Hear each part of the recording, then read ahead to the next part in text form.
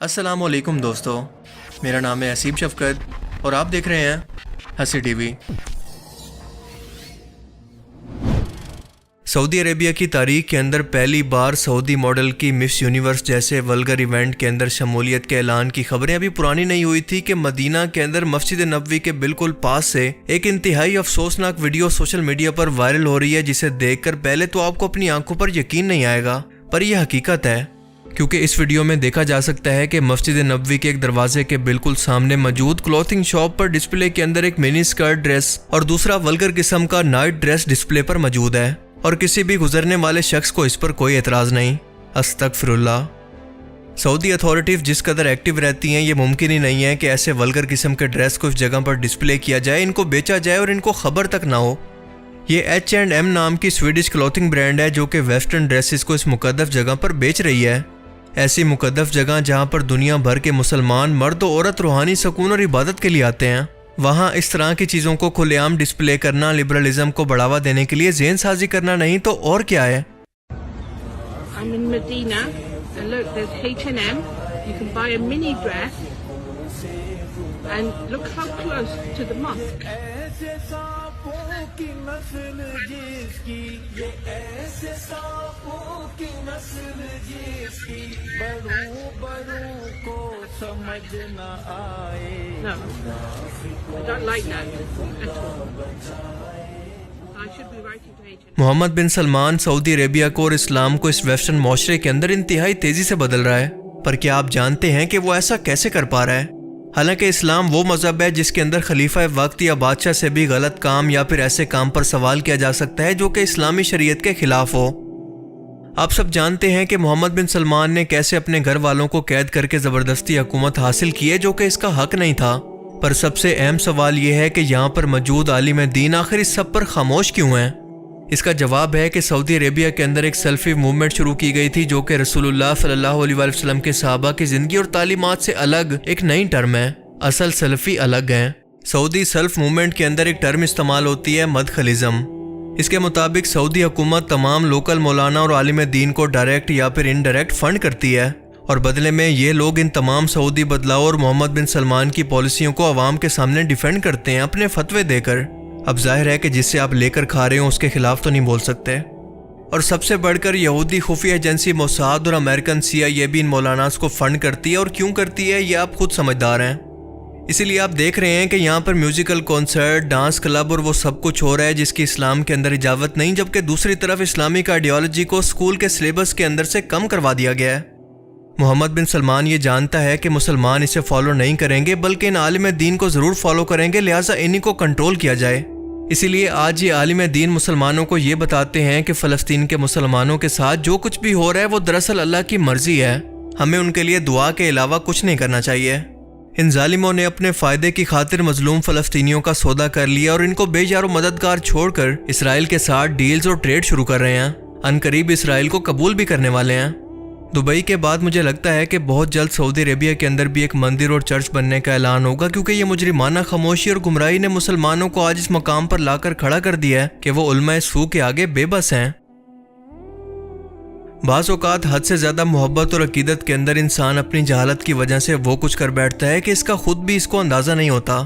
یہی کچھ دیکھا گیا مسجد نبوی کی اس حالیہ ویڈیو کے اندر، جہاں پر دو حبشی لوگوں نے ایسا لباس پہنا تھا جس پر خانہ کعبہ کی تصویر بنی تھی، اور یہ تصویر ان کے پاؤں کے پاس اور کمر کے اوپر موجود تھی، جو کہ سراسر کعبہ کی توہین ہے۔ اب یہ لوگ اپنی جہالت کے اندر ایسا کر رہے ہیں یا جان بوجھ کر، یہ تو اللہ ہی بہتر جانتا ہے، لیکن ایسے لوگوں کا داخلہ ایسی مقدس جگہ پر بند کر کے ان کو سزا ضرور دینی چاہیے تاکہ اگلی بار کوئی ایسی جرت نہ کر سکے۔ جی میں مسجد نبوی میں ہوں، اور یہ حبشی لوگوں کا گستاخی چیک کریں، نعوذ باللہ استغفر اللہ۔ کعبے کی تصویر انہوں نے پاؤں کے پاس بنائی ہوئی ہے پوری، اور کرتے پہ بھی انہوں نے کعبے کی تصویر بنائی ہوئی ہے۔ پاکستان میں تو ایک عورت نے عربی حروف والا لباس پہنا تھا، اس کا کیا حال ہوا تھا، اور ان کو دیکھیں نعوذ باللہ کتنی گستاخی کر رہے ہیں یہ لوگ۔ میں نے ان کو روکا ہے لیکن ان کو سمجھ نہیں آئی میری، اور نہ مجھے ان کی سمجھ آئی ہے۔ آئیے اب آپ کو ملواتے ہیں F16 مولوی سے، جو کہ تراویح یا پھر قیام اللیل کی نماز کو اس قدر سپیڈ سے پڑھ رہا ہے کہ آپ کا دماغ اسے پروسیس نہیں کر پائے گا کہ یہ آخر بول کیا رہا ہے۔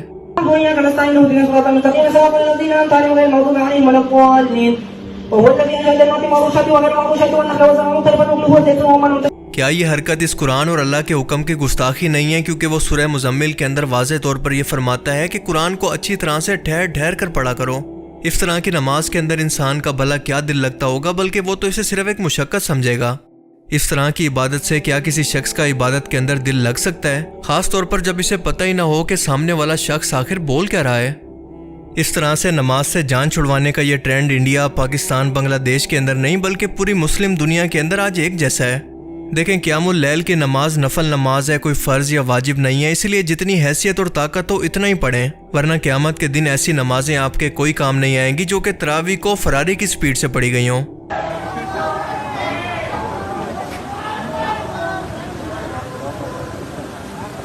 یہ کوئی اسلام نہیں ہے بلکہ اسلام کا مذاق ہے۔ اب ان مولوی صاحب کی نئی ریسرچ کو دیکھیں جو یہ بتانا چاہ رہے ہیں کہ کیسے پتہ لگایا جائے کہ ایک چھوٹے بچے پر کب روزے فرض ہوئے ہیں۔ یہ اس کا نیا پتہ نہیں کون سا دیسی طریقہ ہے جس کا نہ کوئی دین سے تعلق ہے نہ شریعت سے۔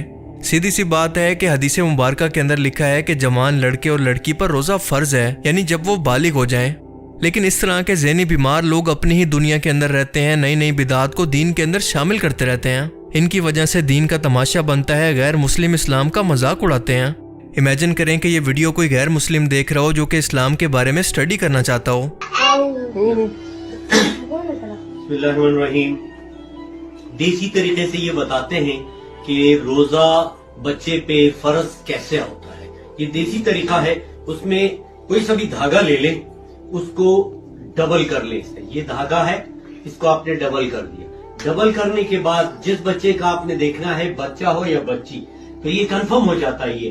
یہ آپ نے وہ دھاگا جو ڈبل کیا ہوا تھا وہ سرا آپ پکڑیں گے اور اس کو یوں کر کے اس کی گردن کے بالکل ایگزیکٹلی جہاں پہ یہاں پہ آپ نے فٹ کرنا ہے، بالکل یہ برابر ہے۔ دیکھیں یہاں تک آئے، پھر یہ جگہ جو نشان تھا وہ دانتوں میں پکڑوائیں، اور جو آپ نے ڈبل کیا تھا اگر اس پہ روزے فرض ہے تو یہ دھاگا اس پہ گزرے گا۔